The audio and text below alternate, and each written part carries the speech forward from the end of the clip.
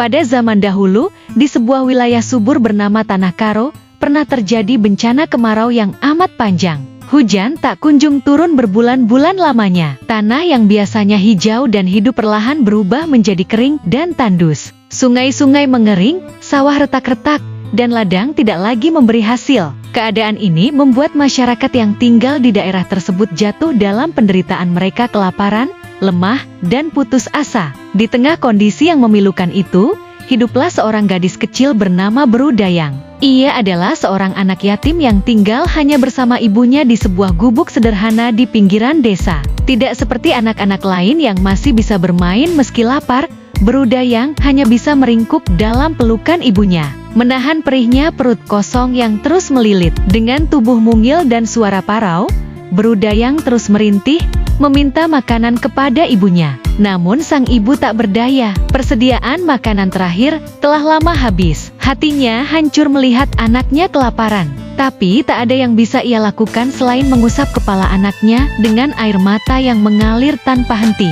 Hari-hari berlalu dalam kesunyian dan penderitaan. Tubuh Brudayang yang dulu ceria kini berubah kurus kering. Matanya sayu, langkahnya lemah. Hingga akhirnya, pada suatu malam yang sunyi, gadis kecil itu menghembuskan napas terakhirnya di pangkuan ibunya, pergi dalam keadaan lapar dan lemah, meninggalkan luka yang begitu dalam bagi sang ibu. Kehilangan Brudayang menjadi pukulan telak bagi ibunya. Dunia terasa runtuh. Dalam kesedihan yang teramat sangat dan tanpa harapan, sang ibu memilih untuk mengakhiri hidupnya dengan terjun ke dalam sungai yang dulu menjadi sumber kehidupan mereka. Kepergian ibu dan anak ini tidak diketahui oleh siapapun. Tidak ada yang menyaksikan, tidak ada yang menangisi. Dunia seolah dia membisu. Beberapa bulan berlalu, kemarau masih saja melanda Tanah Karo. Suatu hari, dua orang anak tengah bermain di padang rumput yang kering dan luas. Di tengah keasyikan mereka, salah satu dari anak itu melihat sesuatu yang mencolok di antara semak kering, sebuah buah aneh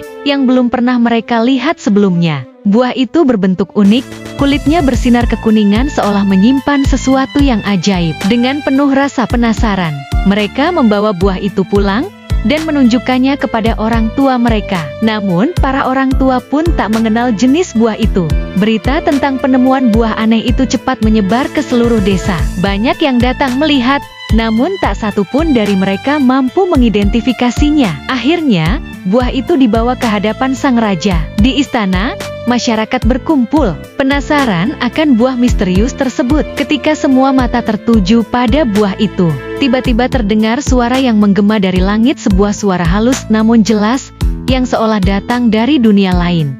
Suara itu berkata, "Wahai manusia Tanah Karo, ketahuilah bahwa buah yang kalian temukan adalah jelmaan dari anak kecil bernama Brudayang, yang dahulu meninggal karena kelaparan. Ia datang membawa harapan untuk kalian. Tanamlah buah itu, rawatlah dengan penuh kasih. Maka ia akan tumbuh menjadi tanaman yang akan menyelamatkan kalian dari kelaparan." Suasana mendadak hening dan penuh haru. Suara dari langit itu kemudian menambahkan, "Ketika buah itu telah menjadi makanan, makanlah bersama ikan dari sungai. Sebab ibu Brudayang telah menjelma menjadi ikan. Ia merindukan putrinya, maka satukanlah keduanya dalam setiap hidangan, agar penderitaan mereka tak sia-sia." Mendengar pesan yang penuh makna itu, sang raja memerintahkan seluruh rakyat untuk menanam buah tersebut. Masyarakat pun bergotong royong, menanam dan merawat tanaman dengan penuh harapan dan penghormatan kepada Brudayang. Waktu berlalu, 3 bulan kemudian, tanah yang dulunya gersang kini mulai menunjukkan kehidupan. Tanaman itu tumbuh subur dan menghasilkan bulir-bulir kuning keemasan yang mengingatkan mereka pada cahaya harapan. Itu adalah padi, makanan pokok yang kelak menjadi berkah bagi masyarakat Tanah Karo. Setelah panen, masyarakat memasak bulir padi itu menjadi nasi yang harum dan mengenyangkan. Sebagai wujud penghormatan pada pesan dari langit, mereka juga menangkap ikan dari sungai dan menjadikannya lauk. Sejak saat itu, hidangan nasi dan ikan menjadi tradisi yang diwariskan secara turun-temurun. Berkat pengorbanan Brudayang dan ibunya, masyarakat Tanah Karo akhirnya terbebas dari kelaparan. Dari buah yang muncul di tengah kemarau, lahirlah harapan dan kehidupan baru bagi generasi mendatang.